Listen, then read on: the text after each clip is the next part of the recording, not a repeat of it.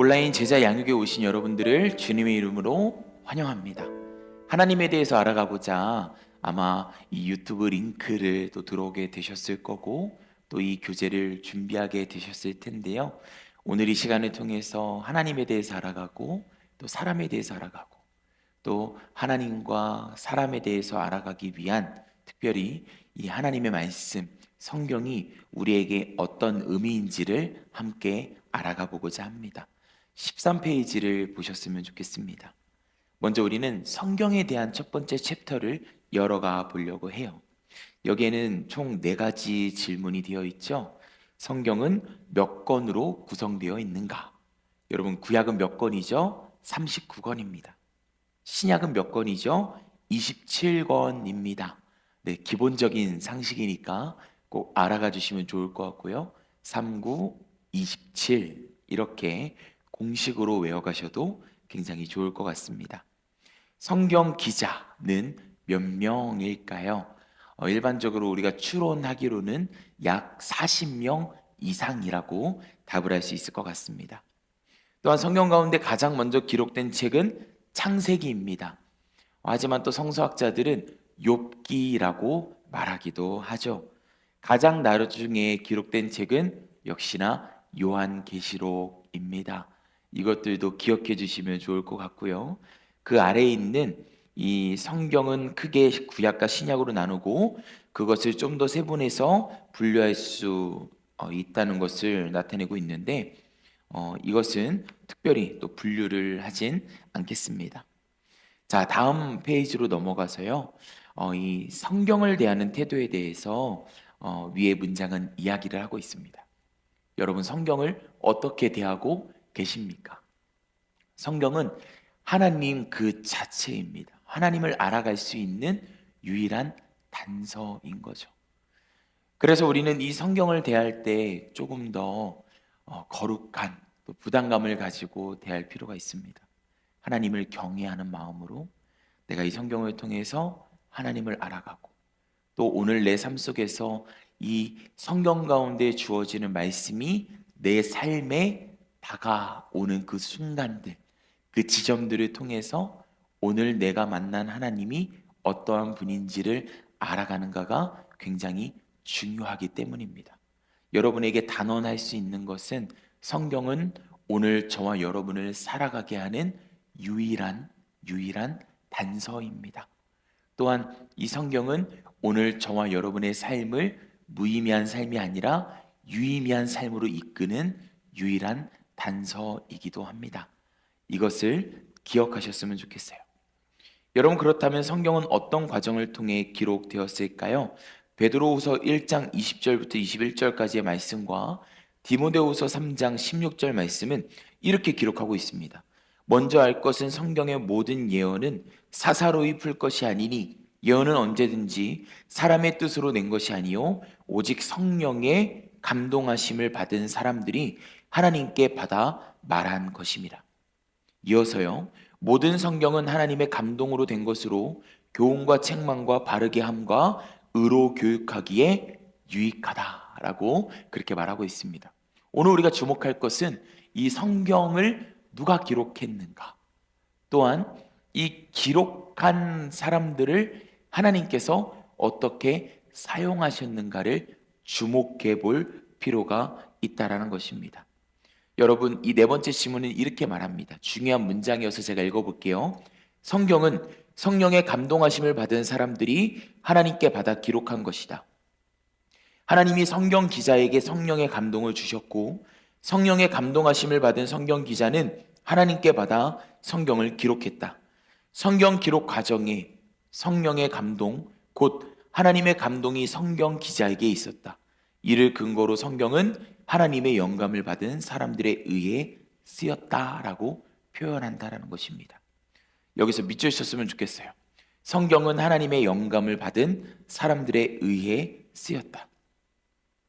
여러분, 그렇다면 성령의 감동, 곧 하나님의 영감이란 무슨 의미가 있을까요? 여기 아래 지문에 나오죠. 이것은 신학적으로 조금 깊이 들어가야 한다. 영감의 정의뿐 아니라 영감설의 종류에 대한 설명도 필요하다. 제자 양육 과정을 인도하는 교역자가 영감에 의해 강의해 줄 것이다. 잘 배우길 바란다. 4번에 달린 문제들은 제자 양육을 받는 당신이 예습 과정에서 풀기는 무리다. 예습 때 이 문제는 건너뛰어도 된다. 수업 때 제자 양육 과정을 인도하는 교역자의 영감과 관련된 강의를 듣고 답을 적어라. 이 강의를 미리 예습하시는 분들이 있다면 성경 말씀에 대한 빈칸을 채워가시면 좋을 것 같고, 여러분 이 교재가 아주 친절하게 이 빈칸 아래에 성경 말씀을 넣어놨습니다. 성경을 일일이 찾으면 조금 힘들죠. 그 아래에 있는 또 이 단락을 보고 빈칸을 채워가시면 좋을 것 같아요. 자, 성령의 감동, 곧 하나님의 영감이 성경 기자가 성경을 기록할 때 어떤 역할을 했을까요? 총 4가지입니다. 첫 번째는 감독의 역할입니다.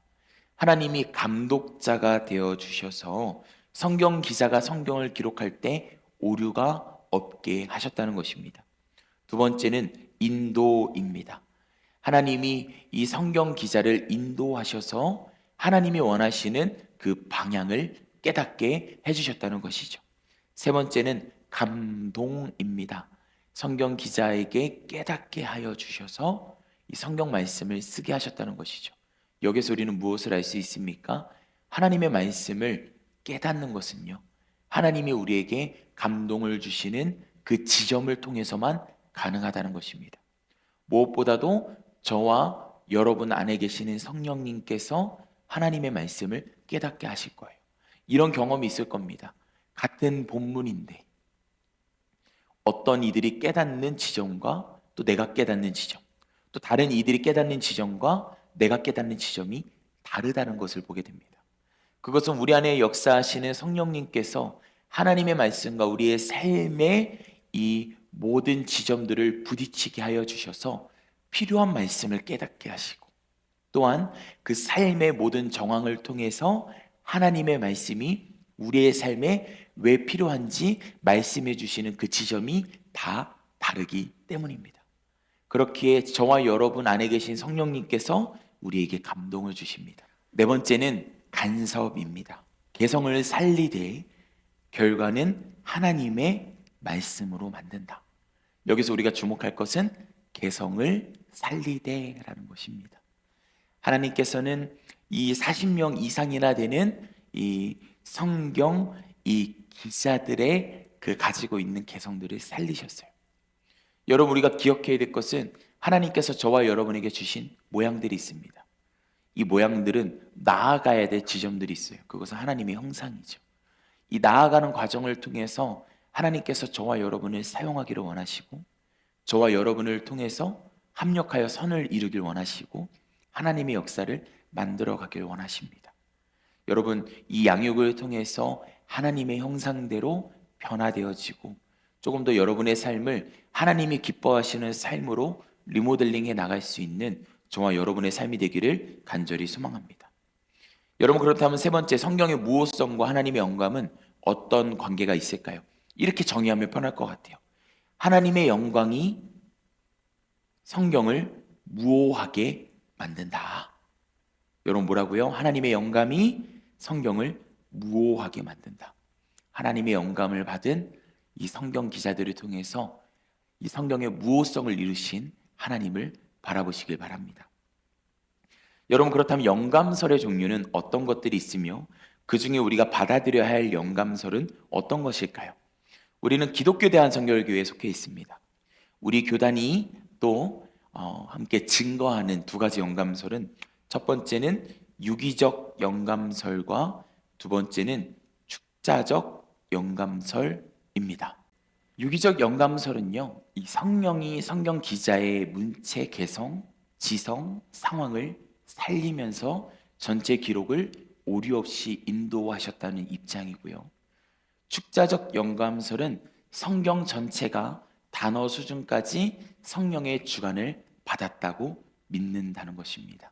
성경 기자들을 사용하셔서 이 하나님의 영감을 부어주셔서 성경의 무호성을 이루어주신 하나님을 바라보는 것이 우리 교단의 입장이라는 것이죠.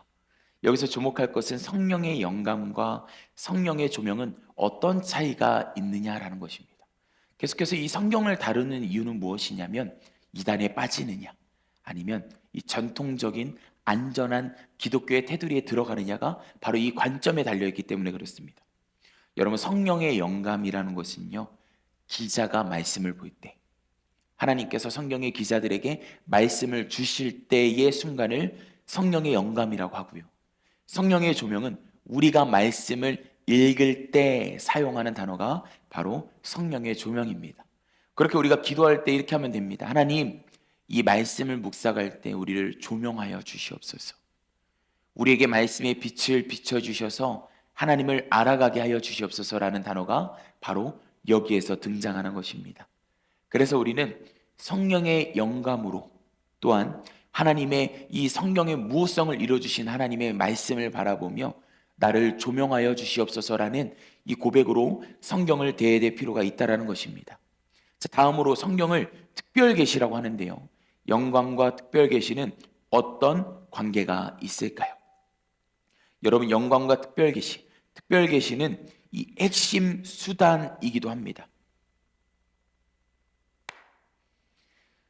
여섯 번째, 성경을 특별계시라고 합니다.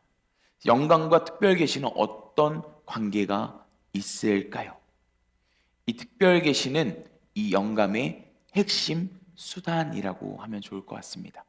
여러분, 오늘날로 표현해서 오늘 우리에게 특별계시는 존재하지 않습니다. 하나님께서 우리에게 직접적으로 주시는 것도, 왜냐하면 이미 말씀을 우리에게 주셨기 때문에 특별계시는 우리에게 필요하지 않습니다.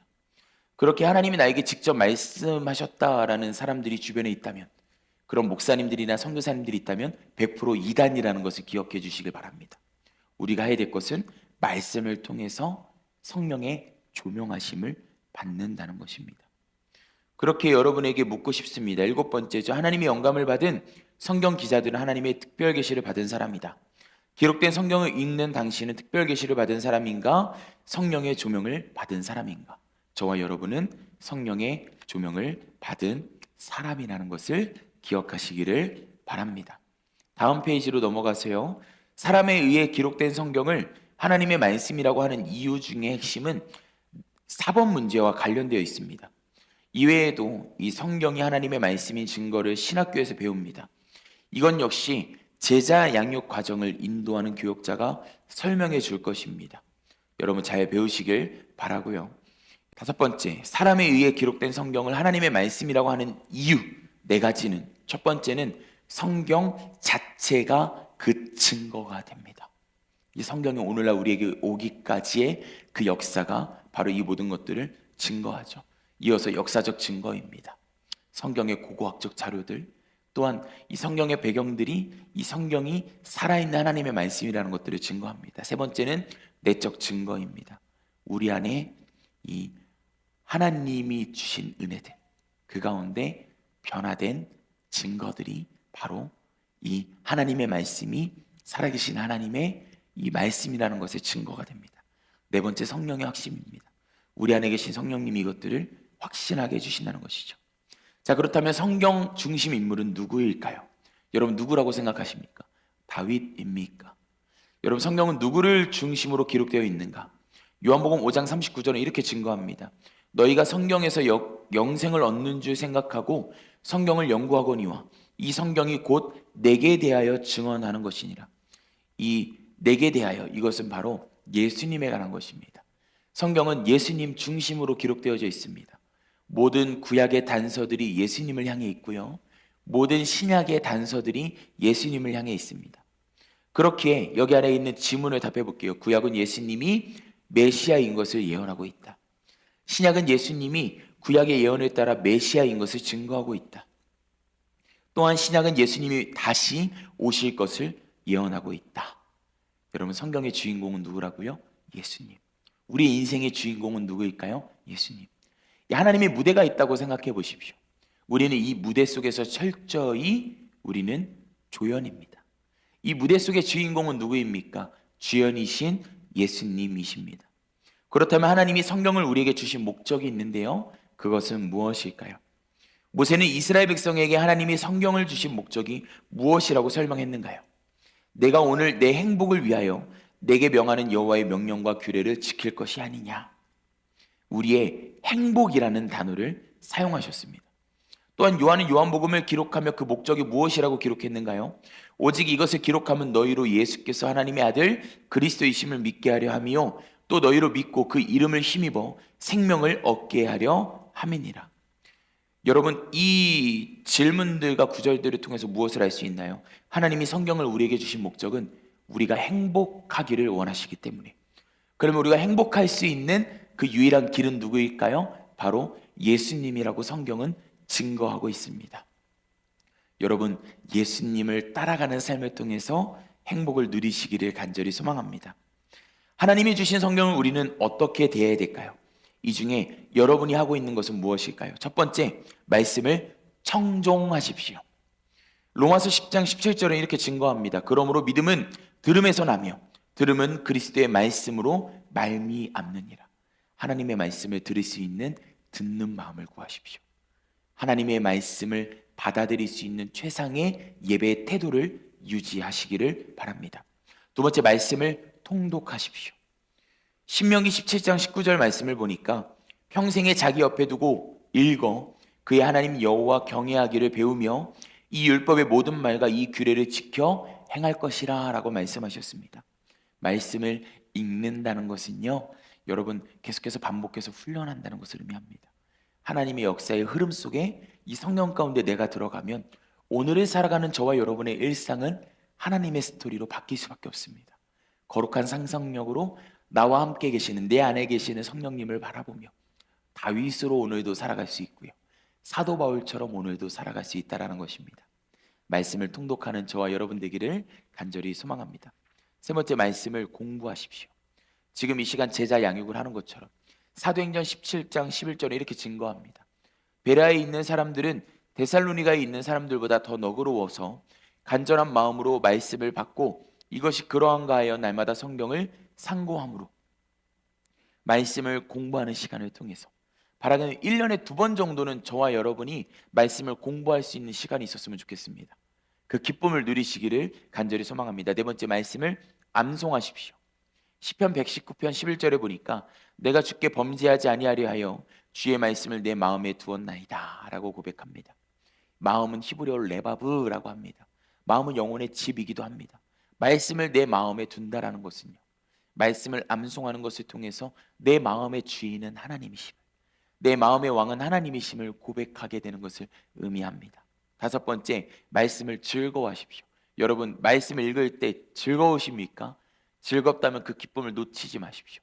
말씀을 읽는 게 괴로우십니까? 말씀을 즐거워할 수 있도록 하나님 앞에 회개하십시오. 시편 기자는 1편 2절을 통해서 이렇게 고백합니다. 오직 여호와의 율법을 즐거워하여 그의 율법을 주야로 묵상하는도다. 여섯 번째, 말씀을 묵상하십시오. 묵상은 말씀을 내 삶에 가져와서 생각한다는 것을 의미합니다. 말씀을 가지고 씨름하는 거예요. 여호수아 1장 8절에 이렇게 고백합니다. 이 율법책을 내 입에서 떠나지 말게 하며 주야로 그것을 묵상하여 그 안에 기록된 대로 다 지켜 행하라. 그리하면 내 길이 평탄하게 될 것이며 내가 형통하리라. 여러분, 묵상할 때 이것을 계속해서 내 마음에 담을 때, 내 생각에 담을 때 우리의 마음과 생각을 지키시는 주 예수 그리스도의 은혜가 저와 여러분의 삶 가운데 있게 될 줄 믿습니다. 일곱 번째, 말씀을 실행하십시오. 여호수아 1장 8절에 보니까요, 이 율법책을 내 입에서 떠나지 말게 하며 주야로 그것을 묵상하여 그 안에 기록된 대로 다 지켜 행하라 라고 이야기하고 있습니다. 말씀을 실행한다는 것은 이 말씀을 가지고 내 삶에 부딪히라는 것을 의미합니다. 말씀의 파편들이 저와 여러분의 삶의 이야기가 될 것이며 간증이 될 것입니다. 여러분, 말씀을 실행하십시오. 사랑하라라고 말씀하셨다면 사랑하십시오. 순종하라라고 말씀하셨다면 순종하십시오. 그렇게 살아가는 저와 여러분의 삶 속에 주어지는 행복이 있습니다. 여러분, 성경은 내 삶의 기준입니다. 이것을 성경에서 확인해 볼까요? 디모데후서 3장 16절부터 17절까지의 말씀 제가 읽어볼게요. 모든 성경은 하나님의 감동으로 된 것으로 교훈과 책망과 바르게 함과 의로 교육하기에 유익하니 이는 하나님의 사람으로 온전하게 하며 모든 선한 일을 행할 능력을 갖추게 하려 함이라. 한마디로 우리가 살아갈 수 있는 교과서라는 거예요.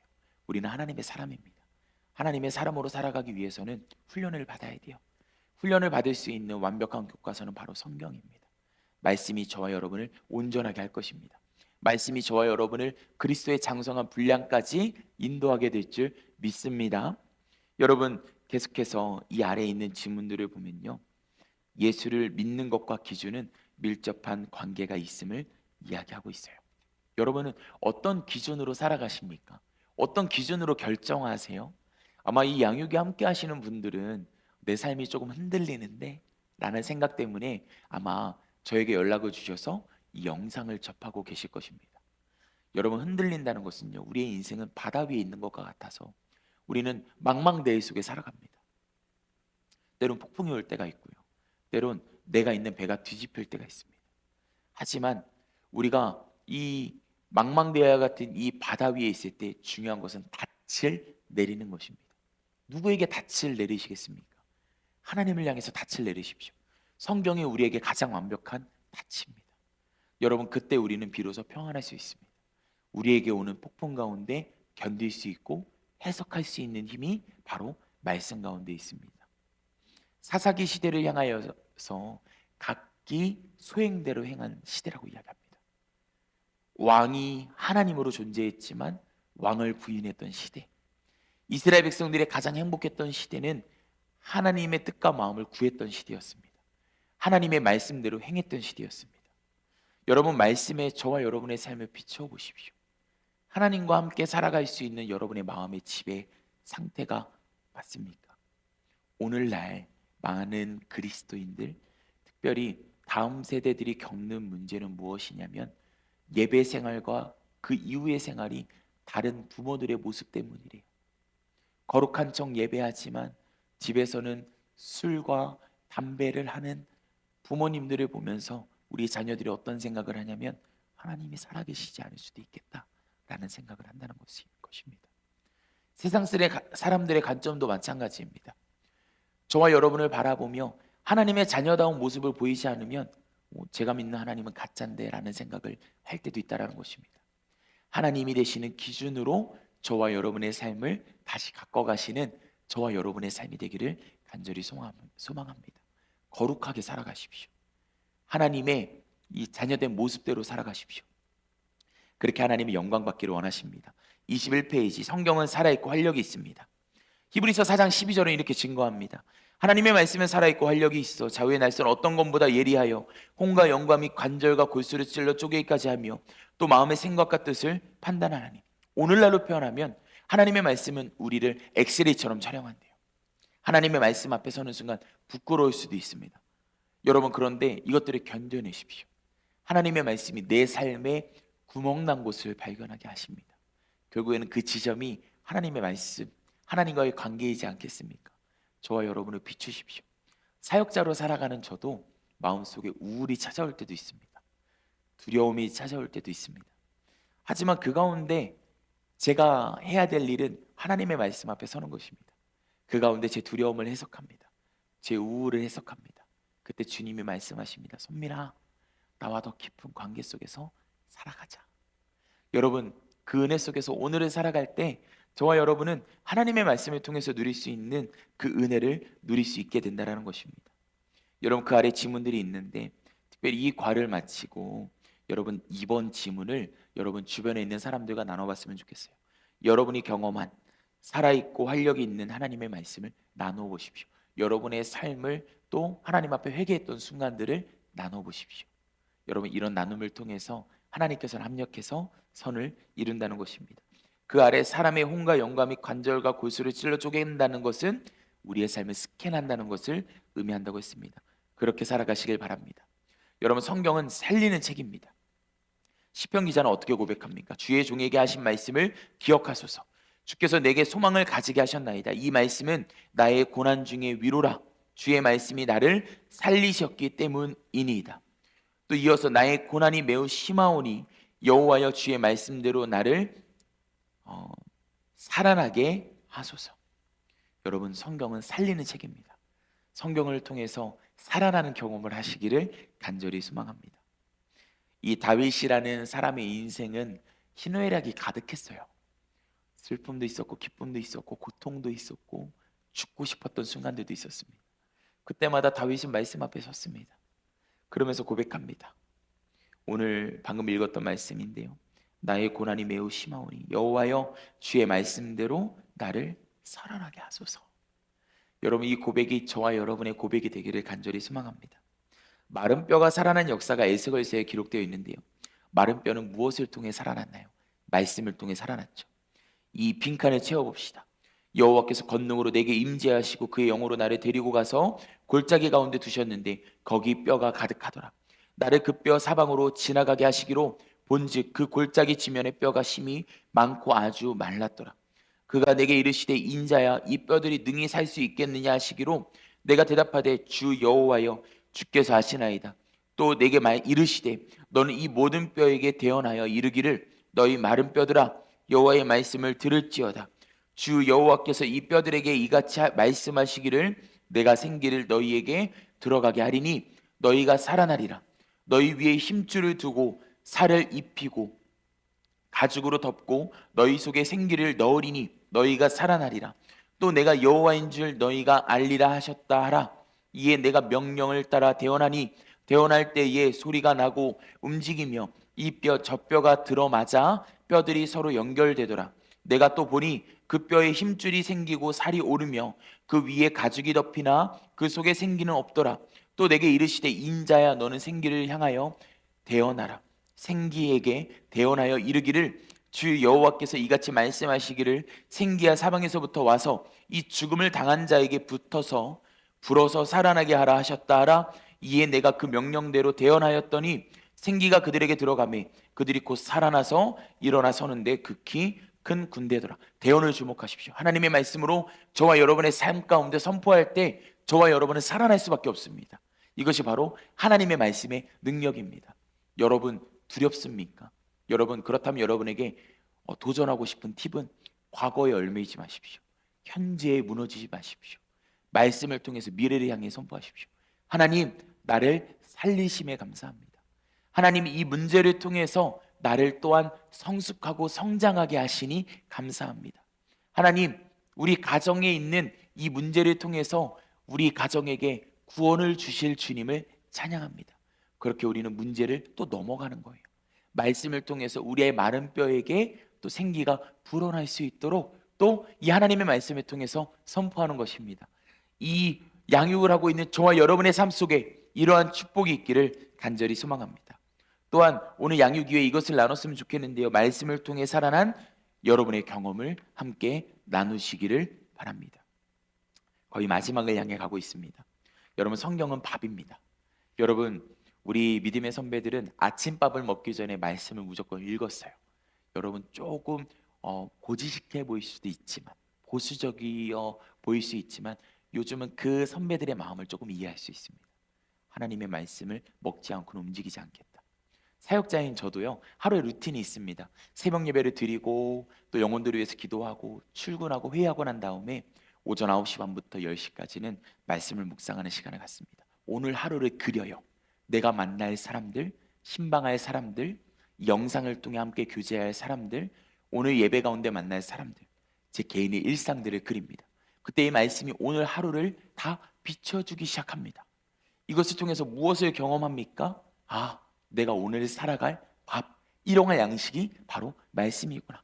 그렇게 저는 오늘 하루를 말씀대로밖에 살아갈 수밖에 없는 그 축복을 누리게 된다는 것입니다. 여러분 성경은 밥입니다. 요한복음 6장 51절에 이렇게 증거합니다. 나는 하늘에서 내려온 살아있는 떡이니 사람이 이 떡을 먹으면 영생하리라. 내가 줄 떡은 곧 세상의 생명을 위한 내 살이니라 하시니라. 아멘. 여러분 성경은 밥입니다. 예수님은 마가 요한의 다락방에서 떡을 떼어 제자들에게 나눠주시며 받아 먹으라고 하셨습니다. 예수님의 몸을 먹는다는 것은 무엇을 의미합니까? 하나님과 하나가 된다는 것을 의미합니다. 하나님의 자녀가 된다는 것을 의미합니다. 하나님의 울타리 안에 말씀을 통해서 거하십시오. 주 안에 있을 때 저와 여러분은 안전합니다. 여러분 예수님이 내가 곧 생명의 떡이라고 하셨습니다. 여러분은 이것에 동의하십니까? 아멘이십니까? 여러분 바라기는 예배 가운데 여러분의 입술 가운데 이 설교자를 통해서 선포되어지는 말씀 가운데 아멘이라고 고백할 수 있는 그런 또 결단이 있었으면 좋겠습니다. 여러분 지켜볼 거예요. 여러분 그 뒤에는 이 부분된 구절들이 나오는데 이 시간에 읽지는 않겠습니다. 하지만 이 앞에 이야기했던 것처럼 여러분 예배 가운데 말씀을 읽을 때마다 아멘이라는, 여러분 내가 진실로 믿습니다라는 하나님의 사랑에 대한 반응을 하심으로 그 은혜를 누리는 저와 여러분 되기를 간절히 소망합니다. 이 과를 맞춰가며 여러분에게 도전하고 싶은 것은, 하나님의 말씀은 보잘것없는 저와 여러분과 같은 사람들을 사용하셔서 기록하셨어요. 이것은 무엇을 의미합니까? 하나님께서는 오늘 저와 여러분을 사용하길 원하신다. 부족하고 연약해도, 때론 죄 때문에 또 무너져도 저와 여러분을 사용하길 원하신다. 하지만 여러분, 이 부분에서, 이 지점에서 타협하지 마시고 조금 더 나아갈 때 방향은 무엇이냐면, 하나님이 기뻐하시는 마음의 집을 리모델링 하십시오. 여러분, 하나님이 싫어하는 거 하지 마세요. 하나님이 기뻐하시는 공간에 거하시고 여러분의 삶을 갖고 가십시오. 그러면 여러분, 하나님이 주시는 축복을 받을 수밖에 없는, 하나님이 저와 여러분에게 로켓 배송으로 주시길 원하시는 그 하나님의 놀라운 사랑을 받을 수밖에 없는 저와 여러분이 될 줄 믿습니다. 기도하겠습니다. 하나님, 하나님에 대해서 알아가길 원하는 마음으로 이 자리 가운데 모였습니다. 성경에 대해서 알아갔습니다. 주님, 우리를 조명하여 주시고 말씀 앞에서는 또한 이 모든 과정을 감당하는 우리 모두의 삶 가운데 주님 역사하여 주셔서 주님 영광 받아 주시고 하나님을 알아가게 하여 주시옵소서. 함께 하실 주님을 기대하오며 살아계신 예수 그리스도의 이름으로 기도드립니다. 아멘. 여러분, 다음 이 시간에 만났으면 좋겠습니다. 안녕.